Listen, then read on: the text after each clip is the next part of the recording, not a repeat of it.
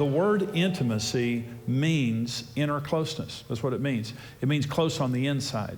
In fact, let me just read you a definition here. It means depth of a relationship, complete mutual awareness and unhindered access to another person. It means I know you. I know who you are. I have access to your thoughts. I have access to your emotions. I have access to your body. I have access to you. And so intimacy means closeness on the inside, not just on the outside. Now in Genesis chapter 2, when God created marriage, He created man and woman and marriage. This is what God said, "For this cause a man will leave his father and mother and will cleave unto his wife, and they two will become one flesh." And then verse 24 says, verse 25 says, "The man and his wife were both naked and unashamed." Now, in Marriage on the Rock, I talk about the 4 foundational laws of marriage, okay? In this message, I'm going to talk about the 4 essential elements of intimacy. If you're going to have closeness on the inside, if you're going to be able to know each other and have unhindered access, no fear, nothing to hinder your intimacy at all, 4 things have to be present. The first is value. "For this cause a man will leave his mother and his father." Marriage causes us to reprioritize our lives. The Bible says, "For this cause a man will leave the most important thing in his life." Before you get married, the most important relationship you have is with your mother and your father. Okay, and it says, "For this cause you have to leave." And the word leave there doesn't mean abuse, forsake, anything like that. It means let go. It's the word azab. It just means reprioritize.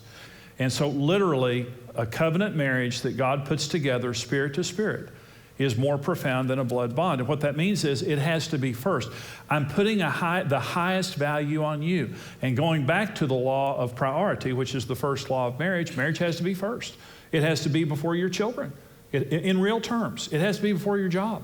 It has to be before your friends. It has to be before, golf is what almost, ruined our marriage. And I golfed so much, it almost ruined our marriage. And what saved our marriage is I hung up my golf clubs.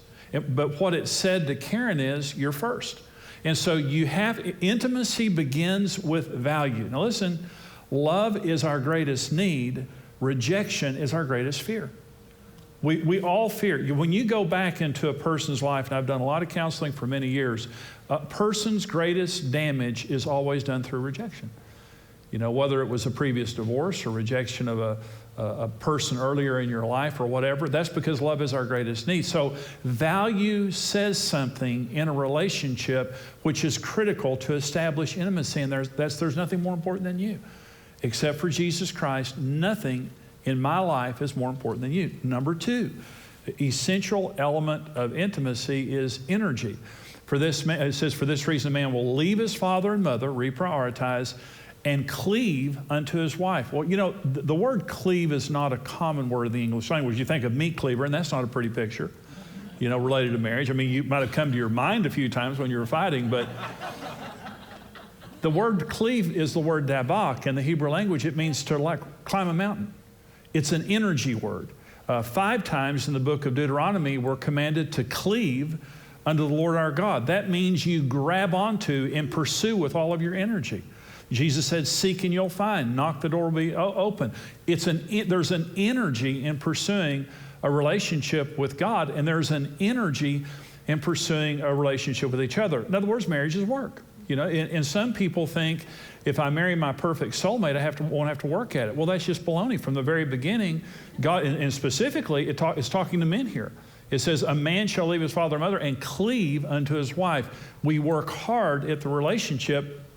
And honestly and truly, if you marry your perfect soulmate, you're going to have to work at the relationship. Some people believe, and I believe that this is just kind of a romantic misconception in our society that's perpetuated by the entertainment industry. Some people believe if you have to work at it, there's something wrong with your relationship. If you have to work at it, you have a normal marriage. You married a normal person. So it requires energy. The number 3 thing that it requires is sacrifice. It says, "They two shall become one flesh." The only way that 2 things can become one is the surrender of everything for the relationship. Jesus says, if any of you will not give up all of his own possessions, you can't be my disciple. In other words, if we're going to have oneness with Jesus, it means that we come to Jesus and bring everything into the relationship. So see, I marry you and I say, well, I'll give you everything except this. You're going to hate that thing I won't give you. That thing that I won't give you is going to keep us from being one. It's a natural resentment we have for anything in our spouse's life that is not included in the relationship with us. So I'm willing to sacrifice. Jesus sacrificed to create a covenant with us, and we have to sacrifice to create a covenant with each other. And by the way, the word covenant means to cut. It means a sacrificial, permanent relationship. And any time that there was a covenant in the Bible, there was always blood. You get what you pay for in relationships. If you want an easy out, easy in, easy out relationship, that's not what covenant is. Covenant means till death do us part. I'm willing to sacrifice for this relationship. God cut Adam and took his rib out and created Eve and created marriage. He just as easily could have created Eve out of the dust. But he was saying something, and that is the nature of marriage is sacrifice. Number 4, essential element of marriage is trust. The man and his wife were both naked and were unashamed. They had no fear. The word ashamed there means to be put to shame. There was nothing in their relationship that kept them from being completely exposed to each other. Now understand, when sin came into the Garden of Eden, that all changed. When sin came into the garden, then they were ashamed. And they hid from God, and they hid from each other. And the beautiful intimacy that they had was out the window. And by the way, when God came to Adam and said, what is this that you've done? He said, she is the one who is responsible for this. And he blamed Eve, and then Eve blamed the devil. And it was just your basic nightmare. All the trust was gone from the relationship. So value, energy, sacrifice, and trust. We're going to use an acronym here. It's INVEST. We're going to talk about the 4 areas of intimacy, and we're going to use an acronym, INVEST. Intimacy necessitates value, energy, sacrifice, and trust. That's the word invest. If we're going to be intimate, it means we must have value, energy, sacrifice, and trust. Let's begin with spiritual intimacy, creating spiritual intimacy. A sense of unity and mutual commitment to God's purpose for our lives and marriage, and respect for the special dreams of each other's hearts. It's really the closest, the greatest depth of intimacy we experience in marriage. Value. I value God's purpose for your life and the dreams of your heart. Now, marriage, a godly marriage is a win-win proposition. We both get there.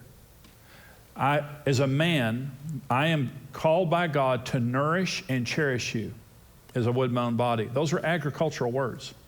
The word nourish means to feed to maturity, and the word cherish means to keep warm, like a plant.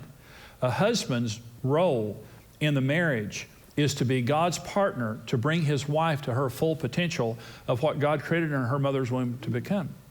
Chauvinism is just simply the belief that men are more special, men are more important. You're here for me. You take care of me and my life means something. That's not a godly marriage. A godly marriage is 2 people created in God's image with calls on their lives getting together, and we're a team to both get to our full potential in God, individually and together. I value the fact that you were created in your mother's womb to make a difference in this world, and I'm your dream maker, not your dream breaker.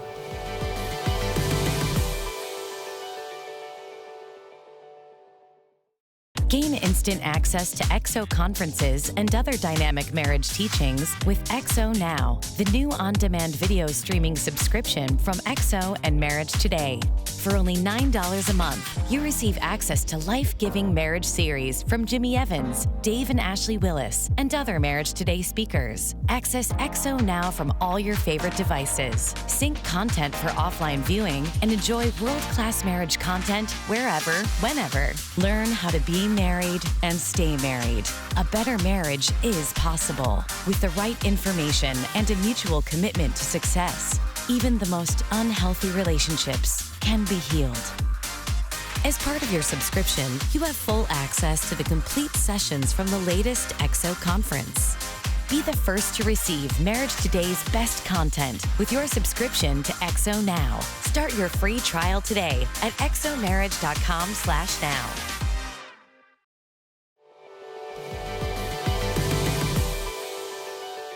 Number 2, energy. I commit to pursuing God personally and together to find and fulfill God's call on my life, your life, and our marriage. Now, we teach people how to do a vision retreat. And we have a resource that helps people to have a vision retreat. And what we encourage people to do is go away for 3 or 4 or 5 days every year. Spend the mornings praying about your marriage, praying about your lives, your marriage, your children, your finances, every single area of your life. And it takes energy, and I'm talking about energy now, is spending the energy to pray together. Now, Karen and I pray together a lot. We've prayed together, thousands of times in our marriage, and we've had hundreds and hundreds of answered prayers. Let me say, you're either going to pray or you're going to worry. And spiritual intimacy, when you invite God into a circumstance, you're not going to fight about it. And when God comes through and does a miracle, it's going to be a bonding experience in your marriage. If you don't pray, you're going to fight. Philippians 4 says, don't be anxious for anything, but in everything, with prayer and supplication, with thanksgiving, let your requests be made known to God, and the peace that passes comprehension will guard your heart and your mind. The word guard there is the word phureo in the Greek. It means a military guard. When you pray about everything, you're not anxious for anything. We're not going to let anxiety and stress into our marriage. The answer is prayer. The answer is to trust someone greater than us. Matthew 18 says, if 2 on earth would agree together as touching anything they would ask, it will be done for them. That means a man and a woman.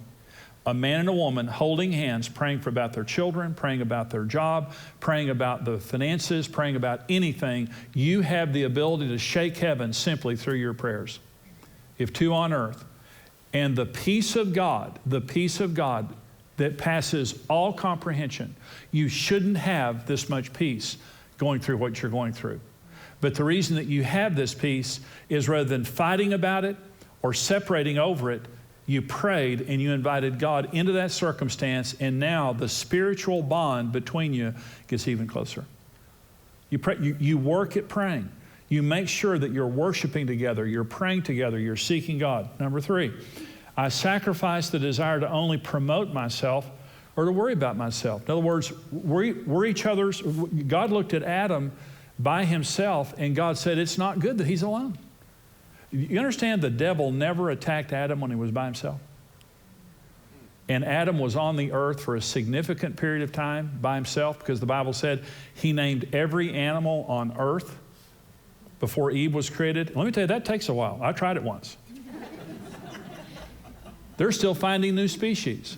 And Adam named every species of animal on earth, and it says, and there was no one found comparable to him.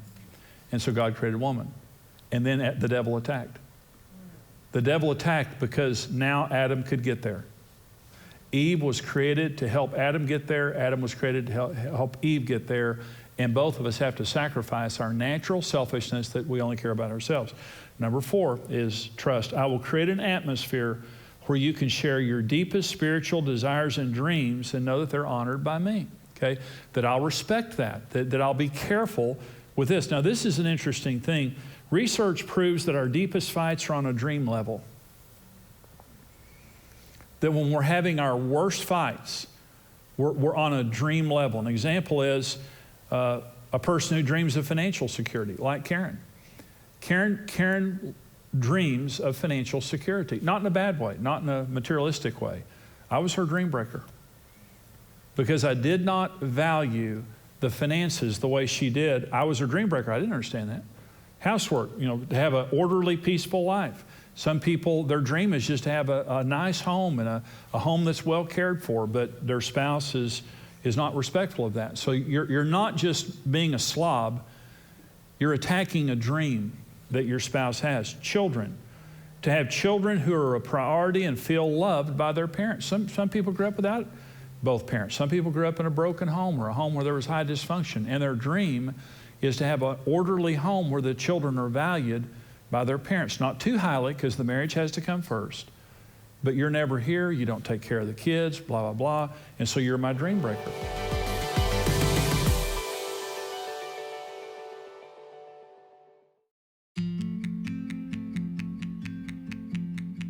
Since 1994, Marriage Today has used every medium at its disposal to strengthen families and marriages through its diverse ministry outreaches. Every day across North America and around the world, we provide help and hope through television, live events, social media, crisis coaching, and over 100 unique resources. There is a fierce battle being fought for marriage right now, but we can win it. We want to raise the standard. We want to unite families, restore marriages, and conquer divorce.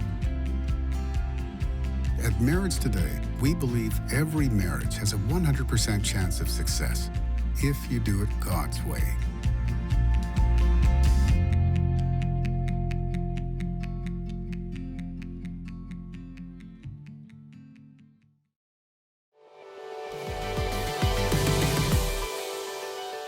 One of Karen's dreams is living without a lot of stress. Because of what I've done for many years in the ministry, we had a tremendous amount of stress in our home when our kids were growing up.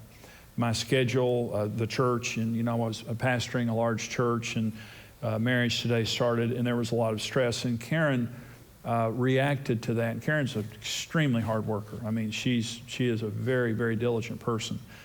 I can handle stress, but she can't. And I say I can handle it. I don't handle it as well as I say I do, but I can handle it better than she can. But what I realized was that one of Karen's dreams is for us to have manageable lives that are not too stressed out. And so what I've done over the years is I've made her my partner with my schedule. And before I put a lot of things on my schedule, I sit down and talk to Karen and say, is this okay? Is this okay? We talk about my schedule, 2 or 3 times a week. And she'll say, yeah, I'm fine. Her not having that stress on her that me being busy and us being busy creates, that's one of her dreams. I was her dream breaker, now I'm her dream maker, because I care about the fact that that's super important to her. A lot of the fights that we have, we just don't realize we're touching each other's dream. It's not just an emotional level. It's not just a mental level. It's a spiritual level. There's something deep within my heart that cries out for this, and you're my dream breaker. And if we're going to have intimacy in our relationship, we've got to be each other's dream maker and listen and work at that. Number 4, this is the last one, physical intimacy. Feeling as though your partner's body is your place of pleasure and delight. Closely sharing physical needs and desires and giving yourself to physically serve your spouse. I'm going to go through the little acronym here. Intimacy necessitates value. I care about your physical needs. Energy. I commit my physical energies to meeting your needs. Let me read you a scripture here, interesting. 1 Corinthians 7:4, okay? It says, when you get married, you don't have authority over your own body, but your spouse does. That's not a license for abuse, it's a license for use. What the Apostle Paul is saying, this is profound now. He says, when you get married, your spouse has authority over your body to get their needs met. It's not a license for abuse now. But it means it's not your body anymore. It's your spouse's body. That's how profound the Bible is when it says they too shall become one flesh. Now, when you withhold your body from your spouse, it's devastating to the relationship. If I use it as a weapon, if I use it as a bargaining chip, whatever it is, if I withhold my body from you, it's going to be devastating to the relationship. Now, when people hear, when spouses hear that their body belongs to your spouse, men think different than women. Women think different than men. Men think sex. Oh boy. Oh boy, oh boy, oh boy. And women don't think that. Women think service. Oh boy, he has to take the trash out. He has to fetch and tote. Oh boy, I get to tell him anything to do. So women were asked, when is your husband most sexually attractive to you? And in their response, they almost always say, when he's doing housework. My husband is most attractive to me when he's doing housework. Okay. This is your place of pleasure and delight. The word Eden means pleasure and delight. God made marriage to be a place of pleasure and delight. This is your place of pleasure and delight. And it means 2 things, service and affection. I will serve you with my body. Karen and I's marriage, and Karen's a servant and so am I. We just serve each other all day. You know, marriage is about being together. It's not about living separate lives on different sides of the house.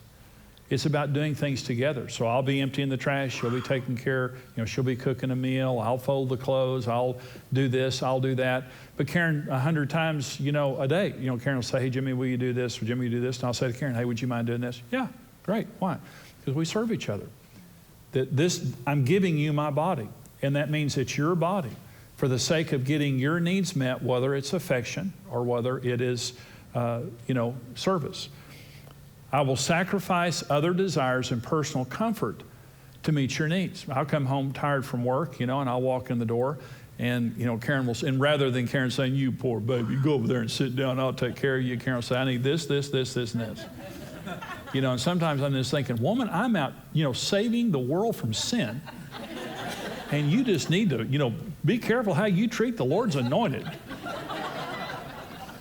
But I have to fold the clothes and take out the trash and do all that stuff, you know. I will create an atmosphere where you can share any request of me physically and know that it will be honored and met. This is your body. This is your body. And if we're going to have intimacy, it means 4 levels: value, energy, sacrifice, and trust, mentally, emotionally, spiritually, and physically. Wow, every time we hear Jimmy Evans, I learn something new. Every single time. He is one of the most gifted marriage teachers on the planet. We've been learning from him for years, and now it's a privilege to be working with him in this work of building stronger marriages. But just like you watching him now, I'm sure you took a lot away from that, and we want to help you get even more access to Jimmy Evans' videos, because what you've just seen is actually just a portion of a full series from Jimmy Evans. That's right, you can see the entire series, plus more marriage building videos on XO Now. You can learn from the best experts, including, of course, Jimmy Evans, and get unlimited access for only $9 a month. This is the best way to get immediate marriage help and encouragement from the full Marriage Today video library. Yeah, and of course, all of our content is also included, along with brand new exclusive marriage building content you can't get anywhere else. So don't miss out on the best marriage videos that are out there. Subscribe now at xonow.tv.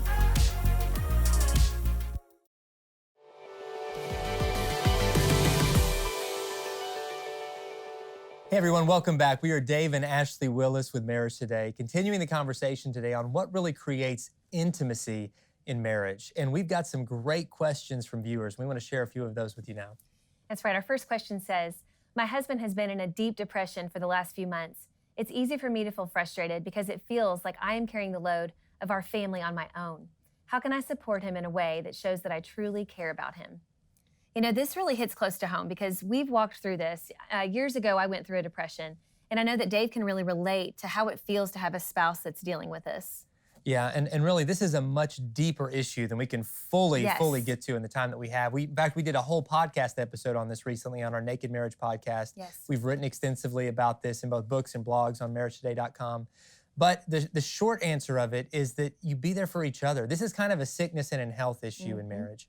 And that depression is sort of like a sickness as it relates to the mind and the heart. And it can affect anybody. This is not your spouse's fault that they're going through this. What it is an opportunity for you to lean on God and lean on each other like never before. You don't have to have all the answers. You don't have to have any perfect words because there aren't any. It's just a time for you to be there, to hold them, to cry with them, to pray with them, to encourage them, and to let your spouse know you're not going anywhere. You love them. And if you'll do those things, I think that you'll come out of this season, this difficult season, closer to God and closer to each other than you were ever before. I think, though, part of it is you can't just wait for the season to end. You have to be proactively working towards healing, and that means getting with a Christian counselor. That means proactively taking steps to do whatever it takes to help step out of that season of depression. It's so true. I think really encouraging your spouse to get the help that they need and also affirming them and saying, you know, I see hope. I see that you can get through this. This is not going to define you. This is not going to define our marriage. This is something we're going to grow through. We're going to grow from this, and God's going to use this to make us stronger and to help other people in the future. I think really clinging to hope is awesome, and it really helps. And I know during those moments when I was like, I don't have, you know, anything to give right now, emotionally, spiritually, I am just kind of dry. Dave would really pour into me. He would pour into me with his words of encouragement. He would pour into me with scripture. He would pour into me with prayer. And I'm so thankful for those moments, because I think sometimes when our spouse, isn't strong enough to handle things at that moment, it is really the spouse's privilege to be there and to pick them up and to serve them in that way. And it's only through, God and through the help of your spouse in that moment that can really, help that situation. And I feel like when a spouse isn't there to really help their spouse in that moment when they are weak, it really prolongs the healing process. So I really commend you for being there for your husband while he is going through this. You are already on the road to recovery. And I know that God is going to heal your spouse, and he's going to be there with you every step of the way. And that's great advice. We've got another important question about sex. And the question is this: my wife and I continually disagree on how often we should have sex. I want it more often, but she turns me down most of the time. This is very frustrating, and it makes me wonder if she is even still attracted to me. How can we fix this? This is such a difficult question, and it's a question I think most couples, so no, you're not alone, I think most couples face this at some point in their marriage, that usually one spouse has a higher drive. It's very often the man, it's not always the man. Right. And we get questions of, what do we do? Now, I think the best case scenario is that both of you are meeting each other's needs so much outside the bedroom that for whoever has that need for greater sexual frequency, the spouse with the lower drive would look at it as an opportunity to serve, just in the same way that the spouse who has a lower need for communication would be willing to talk whenever the other spouse wants to talk, even if he or she doesn't feel like talking. The Bible in 2 Corinthians talks about not denying one another. And I know that there are certain times where it's just impractical, or, one spouse is exhausted and you shouldn't feel like that you have to be on demand, ready to go anytime, day or night. But at the same time, I think that we need to look for opportunities to serve one another. And the more frequency, the better. I think if you'll try to get to the numerical frequency of the spouse who wants it more often, it's going to help your marriage rather than hurt it. That's so true. We'd love to continue this conversation with you. So please join us at MarriageToday.com, and we'll see you next time.